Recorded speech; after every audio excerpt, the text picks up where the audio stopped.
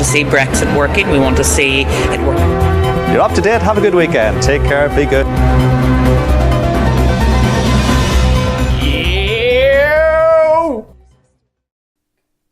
Good evening. Welcome to EYOTV. Our top story tonight features Belfast mum Sarah, who has been interviewed today following the recent neighbourhood incidents reported by her to the police. Sarah reached out to us after the police were reluctant to help and, in her words, described the police as fucking useless so yous are. Our correspondent Alan Fogarty had this report. Belfast, an ever-evolving city that still has its fair share of neighbourhood disturbances. One individual in particular is worried of the strange nature of her situation at hand. 23-year-old Sarah, who works 12 hours a week as a receptionist, is certain that the PSNI are not providing the protection that she deserves for her and her children. While Sarah is busy working, family friend Jamie is certain that the family home is not a safe environment for the upbringing of her children. So we're standing outside a resident's house here in Tullycornet, and we're going to ask her a couple of questions on the actions in and around her area. So Sarah, can you tell us how long... Hang on a wee second. Carter, stop running across my kitchen floor. I've just bleached up. Go on. Can you tell us some of the events that are happening in and around your neighbourhood? Right, well you see Stacey, she's had a wee lad Justin in 3 times a week, and I know he's not just painting her bedroom. I thought this was about people stealing stuff out your back garden. Aye, well, there's been about 3 men in and out of my back garden, trampling over my flowers and stealing things. So what sort of items are they stealing? Well, actually, tell a lie. Haven't seen anything missing, but like, why would you even bother running in and out of my hedge? If they're hoping to steal some of my knickers off clothesline, I'll make them wish they were dead because they're not cheap. So what time of day are these events taking place, Sarah? Morning, afternoon, evening? Round lunchtime, most weekends. Like when my wee ones are off school, I just don't understand why they're doing it in broad daylight. Do you have any descriptions for these men? Anything that would help distinguish them? Well, I seen the backs of one of them last Saturday, and he's wearing a head-to-toe, fully covered Liverpool tracksuit. Like, it just shows how childish these folks are, causing all this trouble. Are you sure that the culprits are actually... Oi, missus, can we have our ball back? Nah, not even a please or thank you. Wait until I tell your dad about those manners of yours. Well, thanks very much, Sarah. Back to you in the studio. That report was brought to you by Alan Fogarty. Next on EYOTV, members of Parliament at Stormont have recently been under scrutiny regarding the longevity of the government's collapse that happened in 2017. With the added controversy of Brexit also looming closer, many members of the public are concerned about their future. This following report is from Ken Reid. It's been a landmark 2 years since there's the last power-sharing government in Northern Ireland. Understandably, there's been massive uproar concerning the fact that politicians are still being paid despite not actually working towards reviving the government to its former glory. Many people are sceptical of the fact that there's anybody working in Stormont in the first place, and many people are calling for a full-scale investigation on the issue. We've been interviewing people at Stormont today, and this is what they had to say. Hi there, we're with a member of the public here and discussing about Brexit. Can you sum up Brexit in one word? I think Brexit has come across as really like a bullying procedure. I really feel that Brexit, obviously people negotiated in the past, different legislation and different things in relation to how our country is run and how we interact with Europe. But at the end of the day, you know, Britain have decided to come out, and, you know, I think that you cannot be bullied from the European Union in relation to what they do. I think the European Union have to work with the United Kingdom. And I also asked the question, which really is hanging over people in Northern Ireland, how did Northern Ireland get onto the roadmap of the EU's discussions? Because Northern Ireland is part of the UK. It should not be divided in relation, no matter what religion you come from. The Northern Ireland is part of the UK constituent. It's a constituent of the UK, and basically it shouldn't be up for discussion. And as a resident in Northern Ireland, I mean, I'm really disgusted it's actually on the EU table. Scotland's not on the EU table for segregation, neither's Wales and other countries as well. So I think has kept all this in the dark, and it's been secret for so long that it's not give the other. sorry, sir, I couldn't get your opinions on Arlene Foster, if you don't mind. Don't know much about him. Well, it's actually a female.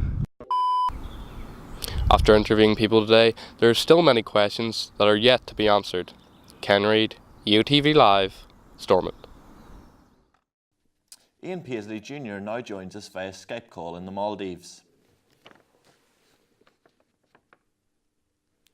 Ian, can you hear us all right? Yeah, I can hear you, yeah. Ian, how do you feel about these theories and allegations of the fake government? Well, that's just rubbish, isn't it? I mean, these peasants, people, do they seriously believe this MED335? I mean, really? They believe all this footage in the assembly chamber is fake? It's like the public? I mean, blimey, I can't believe we're even considering this. Well, I don't believe you can blame the public, Ian, as we haven't seen a fully fledged government for the last 2 years. And as we've just discovered recently from multiple news sources today, that you've been suspended from the House of Commons for 7 weeks after breaking Westminster's rules over having luxury trips in 2013 worth up to £100,000. Can you explain this, Ian? All right, Ian. Well, those 2 trips we went to Sri Lanka with my family were mainly business related. They're with the exceptions of one between the family and showing them a foreign country. Is that so bad? £100,000? Business talks that expensive should provide some sort of result, not leave the NI public without a proper government. And all this behind you there, is that merely business too? Well, come on, it's just a night off and from work, and we're having a bit of banter, and all right, okay. Sorry, here, hang on here, sorry. Hey! There we go.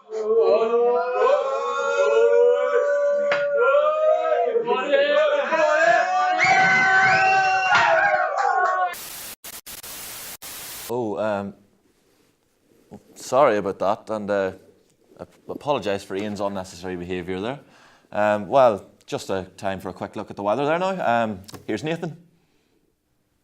It's shite. It's fucking shite. Look up there, that's a warm front. Last time Belfast had a warm front, so never Primark burnt down. Speaking of burning down, global warming's real, so reduce reuse of fucking cycle, because the fucking polar bears are going next and I want to see one. We're deeply sorry about that. It seems Nathan has experienced some technical difficulties. I'm not though. It's getting ridiculous at this point. What's the point in doing it now? I'm out of here. Our next story, sports.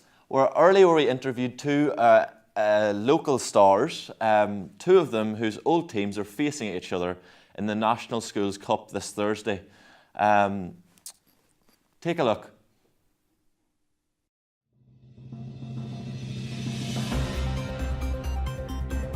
It's a good ball, the flag stays down.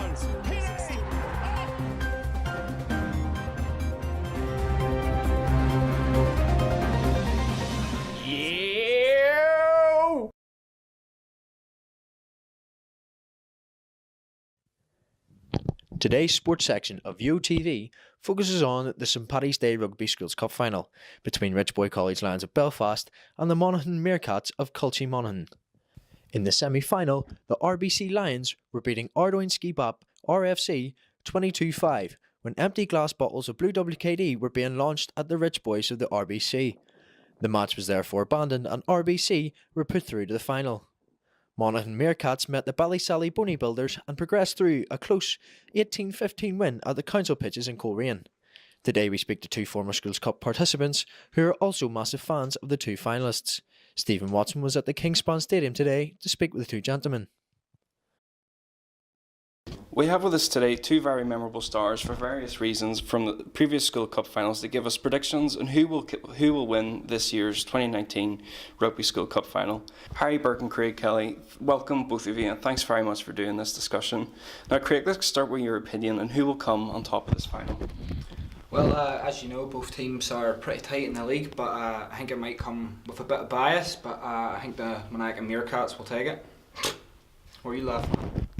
Meerkats, what sort of name is that? They're not even fierce animals. Have you ever been to the zoo? As you'll know, meerkats are fierce animals towards things like worms, which is appropriate considering we're facing news. Good one. Harry, what about yourself? Who do you think is going to take it home? Oh, the Meerkats 100%. Well, that's odd. Why do you say that?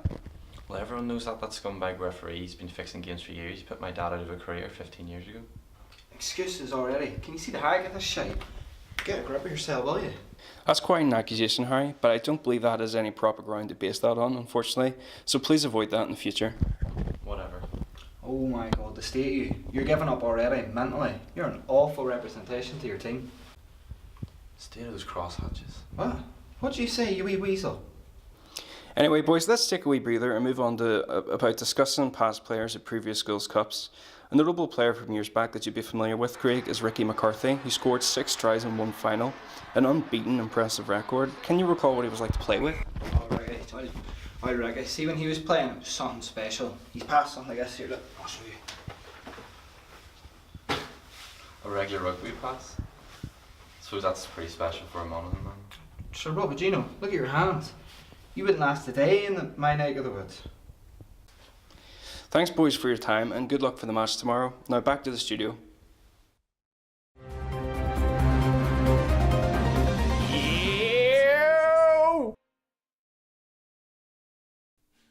Well, I'm sure that discussion gave you great insight and provides a good preview of what's to come at 9:30 tomorrow morning on EYOTV.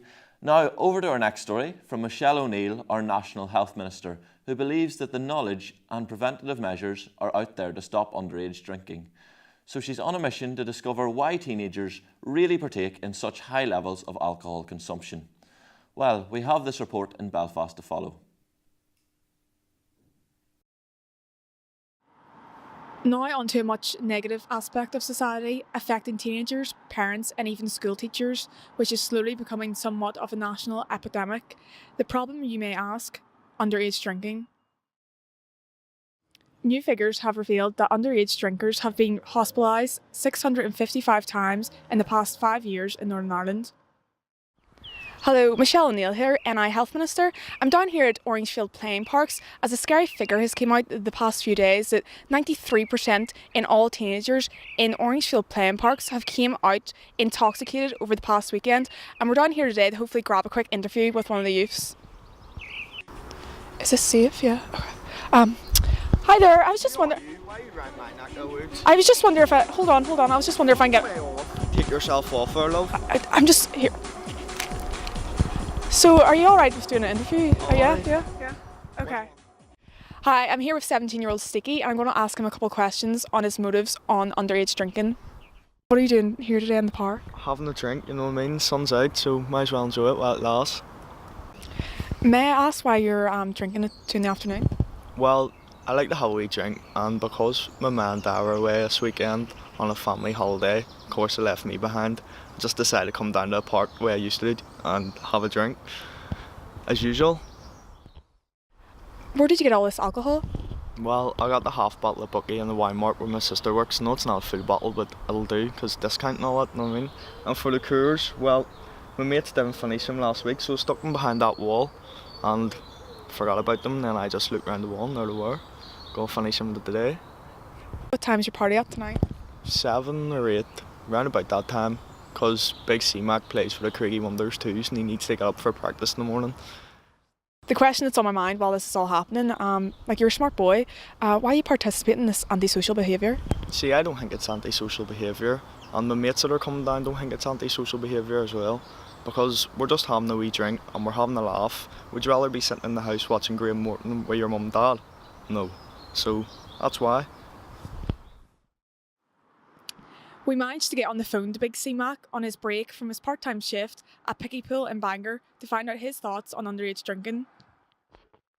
See, to be honest, I back up wee Sticky, because see when you're mid-sesh, bottle of Bucky in one hand, fizz pumping down one or two in the other hand, can't beat it with a big stick, like, nothing even comes close to it, like, why do you want to sit in the house? It's shit.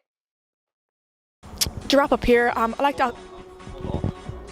There's a party down here tonight. You know, I know, we all know. You all love a good sesh. Bring your birds. Drink sorted. Everyone come on down. Let's go party. And that's all we have time for tonight on EYOTV Live. Join us tomorrow evening where we will be taking a look at local walls around inner Belfast and guessing UDA advertisement or mural. Have a good evening and good night. Yeah, boy.